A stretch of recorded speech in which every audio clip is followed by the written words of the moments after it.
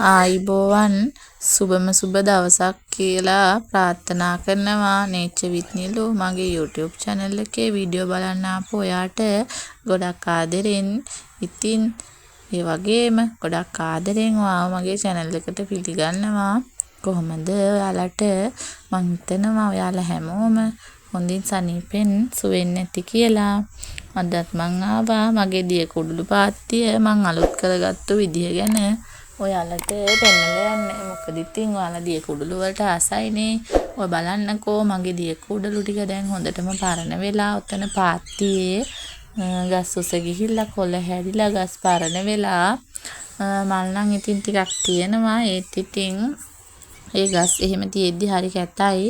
ඒ නිසා මං හිතුවා මෙතන අලුත් කරන්න ඕනි කියලා. මොකද අතු වලින් පැල කරගත්තු පැල ගොඩාක් තියෙනවා මං ගාව.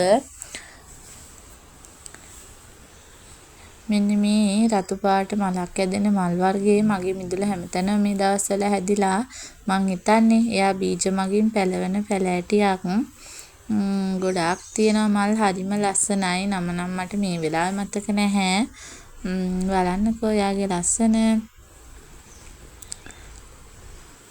බලන්නකෝ මේ තාරුකා පැලෙත් දැන් ටිකක් පරණ වෙලා මේ දිය කුඩළු පාත්ති අතරෙත් අර රතු පාට මල හැදිලා හරිම ලස්සනට ඉතින් මම මේ තාරුකා පැලෙත් ගලවලා අයින් කරන්න තමයි හිතාගෙන ඉන්නේ.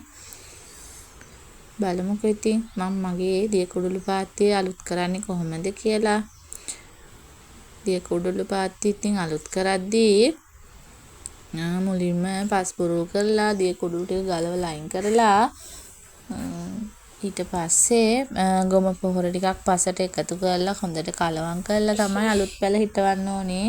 එතකොට දිය කුඩළු පැලේ ලස්සනට හොඳට හැදිලා එනවා. ඊට පස්සේ සතියකින් විතර යාරමිලා පොහොර ටිකක් දැම්මහම තවත් ලස්සනයි. ඉතින් ගලවන්න නම් ටිකක් ලෝභයි තමයි. ඒත් මම දිය කුඩළු ටික ඉතින් ගලවලා අලුත් කරන්න තමයි හිතාගෙන ඉන්නේ. ලෝභ වෙලා බෑනේ ඉතින්. හැමදාම ලස්සනට මිදුල තියාගන්න නම් අපි මල් පැල ගලවලා ඉවත් කරලා පරණ පැල අලුත් පැල හිටවන්න ඕනේ. ඉතින් මම ඔන්න ඔය විදිහට පාත්තිය දැන් අස් කරන්න පටන් ගත්තා. මේ පටන් ගද්දිම අපේ පැත්තට ලොකු මහ වැස්සක් කඩම් වැටුණා. ඉතින් වැස්සෙන් පස්සේ පහුවදා තමයි මට මේ පාත්තිය හරියටම හදාගන්න පුළුවන් වුණේ. ඉතින් ඔන්න ඔය විදිහට හැමතැනම බීජ මගින් පැලවුණු දිය කුඩළු පැලයි තාරුකා පැලයි තියෙනවා අපේ මිදුලේ. මම ඉතින් ඒවා සුදුසු තැන්වල තියෙද්දි අනිත් ටික නම් ගලවලා ඉවත් කරනවා. මොකද ගොඩක් ඉතින් හැමතැනම හැදුනහම ඒක කැතයිනේ. අපේ මිදුල පිළිවෙලකට තියාගන්න එපායි. ඔන්න ඔය විදිහට ඉතින් මට මේ පාත්තිය පොඩ්ඩක් පහුගිය ටිකේ බිසි වුණ නිසා අස් කරගන්න බැරි වුණා. ඒ නිසා ඉතින් මං හිතුවේ මේ පාත්තිය අස් කරගන්න. ඔයාලා ඉතින් දිය කුඩළු වලට ආසයිනේ.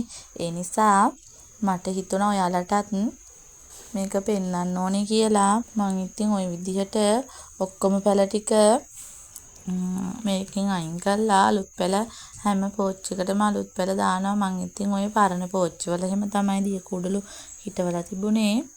ඉතින් අපි බලමුකෝ. මෙතනට ඉතින් ගොඩාක් හෙවන වැටෙන තැනක්. ඒ නිසා මෙතන මන් දිය කුඩළු පාත්තිය හදන්න තෝරගත්තේ. අවසානයේදී මම ඔන්න ඔය විදිහට දිය කුඩළු පාත්තිය මගේ හදාගත්තා. ඒක හිටවන වීඩියෝ එකක් නම් ගන්න බැරි වුණා. මොකද ඉතින් මම තනියමනේ වීඩියෝ කරගන්නේ. ටිකක් අමාරුවෙන් තමයි ওই විදිහට ලා පාට තද පාට එකතු කරලා මම ලස්සනට මගේ පාත්තිය හදාගත්තා.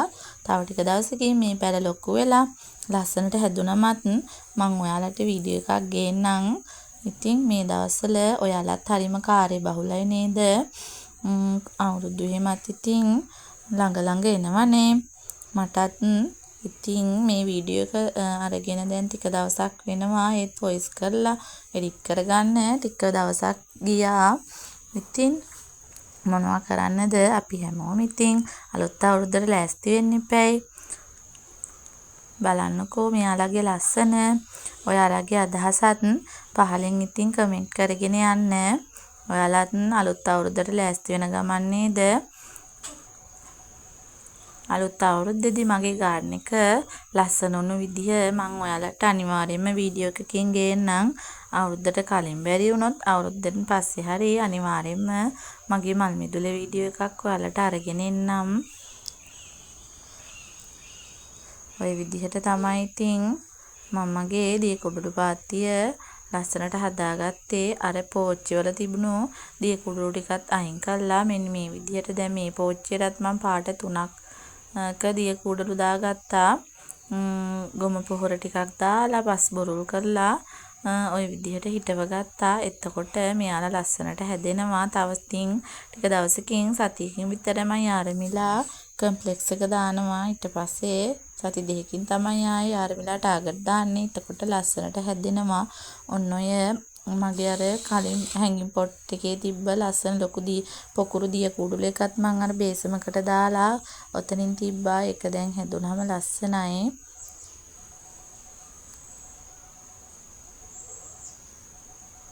මගේ හෝයා ප්ලාන්ට් එකේ මේ පාර මල් ගොඩාක් ඇදිලා. ඔය බලන්නකෝ මල් 10කට කිට්ටු වෙන්න තියෙනවා.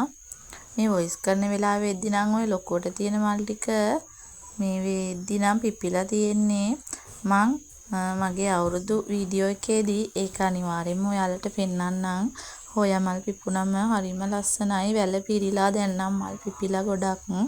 ඉතින් ওই විදිහට තමයි එතන මම වෙනස් කරගත්තේ. ලස්සනයිද කියලා පහලින් කමෙන්ට් එකක් දාගෙන යන්නකෝ.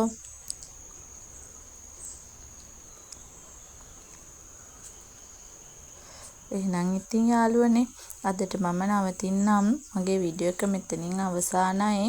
මගේ වීඩියෝ එක අවසන් වෙනකන් ආරම්භුවට ඔයාලට බොහොම ස්තුතියි. ඒ වගේම ඔයාලා හැමෝටම සුබ අලුත් අවුරුද්දක් ප්‍රාර්ථනා කරනවා. හැමෝම සතුටෙන් පරිස්සමින් සුවෙන් ඉන්න. හැමෝටම තෙරුවන් සරණයි.